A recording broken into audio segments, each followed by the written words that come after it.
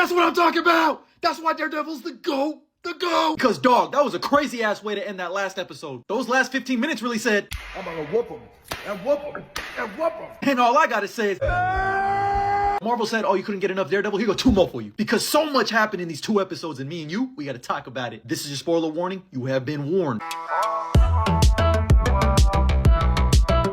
So we pick up episode 5 with Matt Murdock trying to get a loan at a bank. You are not Spider-Man 2, little bro. But you are more like Falcon and the Winter Soldier because you're not getting that loan. As we see Matt fidgeting with his broken horn again. Remember, he's got his finger on the trigger. But that's when he locks in. Here's someone coming in. I know that ain't who I think it is. By the way, this candy will be important later. Just keep them in mind. As Kamala Khan, Miss Marvel herself's dad, works at this bank. He does deny Matt the loan, but he lets all of us know that Miss Marvel is in California. Little West Coast Avengers, Young Avengers tease. He should have been an Inhuman, but here we are. And if we didn't get it the first time, he showed us a Funko Pop of Miss Marvel. Limited edition. But anyway, Matt bounces because he doesn't get the loan. The bank gets robbed by a bunch of Irish Power Rangers, a bunch of Irish Teletubbies, and all I got, bro, you are not Sin Eater, little bro. But Matt's basically like a block away when he's like, damn, we didn't get that loan. But remember, he's not a regular lawyer, he's a really good one. So he tells Kirsten to call the cops as he locks back in. I love how he just walked back into the bank and they're like, what the fuck, he didn't lock the front door? But Matt starts talking a little shit. Mr. Connor's like, what are you doing? Detective Angie Kim pulls up because it turns out she's a negotiator. And this Irish guy starts telling her exactly what he needs. But she's like, we need some hostages. Matt ends up being one of the 2 hostages they let leave, but he's like, listen, let this girl go with her husband. I don't need your pity because I'm blind. But he tells them their whole life story about how he's a Murdoch, and he's like, oh, you're an Irishman. And he's like, yeah, but I was an orphan, so I didn't really grow up around him. Anyway, they let the hostages go. Matt tells Mr. Khan to stall while he's down at the vault because he knows that Mr. Khan don't know shit. He's just assistant general manager, more like assistant to the general manager. And Matt asks to go potty. And look at him just aura farming, bro, taking a shotgun to the head. No beer can. My goat didn't even flinch. And this, of course, opens up the perfect opportunity for Matt to lock in and beat some ass. I'm sick of their ass. Anyway, he knocks out Mr. Red, takes his mask. Mr. Khan almost gets his head blown off. Thankfully, Matt pulls up and knocks this dude out. But Mr. Green wants an update. And it was nice hearing Matt Murdock do an Irish accent. But of course, Matt uses his super hearing to open up the vault.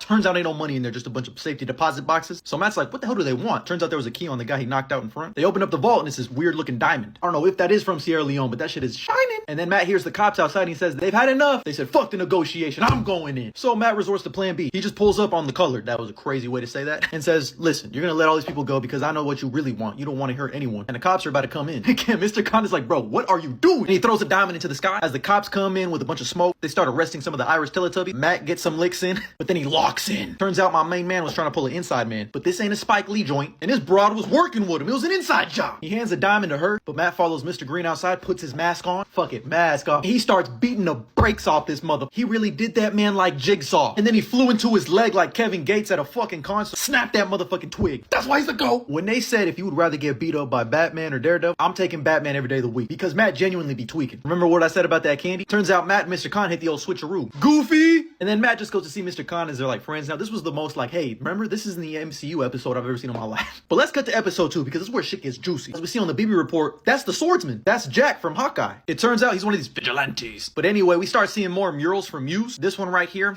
Wilson is not gonna like that, not one bit. How the fuck did he do that $1 bill so clean? They try washing down the murals, but let's just say it's not gonna be easy. More on that in a second. I really love this, but we finally get a moment with Matt praying as he reads in Braille, in loving memory of Franklin Nelson. Like, man, that's really his North Star this entire series. Don't go to the light, Foggy. That's when Big Willie gets an office call from Luca, who I think those Irish Teletubbies were working for. But anyway, he challenges Fisk. He's like, listen, old man, you don't run shit no more. And Fisk tells him, you better have this amount or else. You have until the end of the week. He just basically laughs off Fisk. We shall see who gets the last laugh. But I've seen the future and I don't think you live to see tomorrow. Back with Heather and Matt, she asked Matt if she could talk to some vigilantes since he knows them. She's like, hey, I'm writing a new book. Can you set up an interview with Frank Castle? Matt really hit the... You want to talk to Frank Castle? I don't like it. Hell, I hate it. And that's when this dude, who I'm pretty sure was held captive at that bank, tells Mayor Fisk about these murals that they're painted with people's blood and epoxy, and that's why they're so hard to take down. Along with all of the missing people in this city, 2 + 2 equals there's a serial killer on the loose. That's when Angela pays Matt a visit at his office, and that's when she tells Matt about what Hector was doing out there. Hector was investigating all of these missing people across the city, and she wants Matt's help, which he's like, listen, I'm just a lawyer. Like, what can I do? She hit Matt with it. You're no better than the people that built this place. She was like, my uncle? What about my uncle? Did you give him a chance? What is it with people's uncles dying and then turning into superheroes? But she says, he told me if you want something done right, you should do it yourself. And then she storms off. That's when we see a meeting with Fisk, and they find out that at least 60+ people have been murdered to do these paintings. And Mayor Fisk starts laughing because he sees this as an opportunity. More on that in a second. We pick up with these 2 girls trying to get an autograph from Muse, and he just looked at them like, nice, more material. As we pick up with Fisk and Vanessa. My man. Mama. Boom. Boom! You're looking for this? We get the cameo from Jack the Swordsman himself. But it turns out Fisk is trying to like woo all of these rich upper class people of New York City. And they all letting him know, we don't fuck with you. We don't care if you are the mayor. And this is low-key a perfect opportunity for Vanessa and Fisk to get back together. As Vanessa helps Big Willie put his suit on, this shit rips. The same way SpongeBob's pants rip. His fat ass is getting bigger. That's when Cherry pulls up on Matt and tells him about this serial killer. And that 60 plus people have been murdered. And of course Matt's like, shit, maybe Angela was right. As Donald Blake shows Kingpin this mural that Muse painted with those 2 girls that he abducted. And might I say, they made some nice material. And Fisk, he didn't like that. Not one bit. So that opportunity I was talking about. Turns out he wants to get his own little suicide squad together of the quote-unquote bad apples of cops. And he meets with all of these cops and gives a pretty empowering speech about vigilantes and how they're afraid because they wear masks. But you are all going to be a part of my anti-vigilante task force. And we ain't wearing no masks. We at your front door with it. Rolling with no tint so they know it's me. And then we pick up with Angela, who decided to say, nah, I'm gonna do my own thing. And she tries to infiltrate Muse's lair, but she gets abducted. That's when we pick up with Matt studying the film. Funny enough, the film of the railroad tracks where Muse's lair is. That's when he gets a phone call from Angela's aunt. She's like, I don't know where she's at. This is not like her. Do you know where she's at? Matt says, don't worry, I'll find her. And he calls 911, hangs up, and he says, fuck it. That's what I fucking thought. That's called motherfucking bars. I just had to stand up and do that shit because that's my motherfucking goal right there. He really hit the Thanos. Fine, I'll do it myself. Put the horn on that picture of Foggy. And then we just see him swinging from his billy club. CGI a little iffy again, I'm not gonna lie. But I don't care when we have him doing this fucking parkour. Looks like he's about to crowd surf. Jump on me, Matt. And of course, Muse has Angela. Takes her to his lair to probably turn into a chair or something. And side note, but I just absolutely love Muse's design. His suit is like stitched together canvas with blood stains. Like, fucking cooked. And Muse stabs her and actually starts pulling some blood from her. We pull up on Fisk looking like the hash slinging slasher. The bash flinging. Muse senses a disturbance and decides to go check it out. Matt really meant to beat the brakes off this mother. He kicked that man into the wall, bitch slapped that man, said, give me your motherfucking neck. Slammed his ass into the wall, and overall was just beating his ass from the window to the wall. The sweat dropped down my butt. He had Muse looking like Chris Paul after Steph Curry crossed him over. Like, oh shit, my bad, OG. This man kicked him with a flip. He must have heard, do a flip. He's just aura farming. He's just an aura farm. This slow-mo shot of him going, locked in. I'm moist. But meanwhile, we learned that Fisk gave Adam the axe so it would be a fair fight. What are we talking about? We got Muse fighting for his life. He's like, he starts getting some licks in on Matt. Like, God, hits him with a fucking b-boy kick. Then they start going back and forth. And I love that they cut the score from this scene. And again, you have Matt hearing the Angela's heartbeat, which is faint, just like when he was listening to Foggy's. But at the same time, this is going, Fisk is beating the shit out of Adam. He hit the fucking Arthur meme on him. Like, get your little ass over here. As Matt checks up on Angela, he's like, oh shit, she might be dead. I love this shot of Muse getting back up.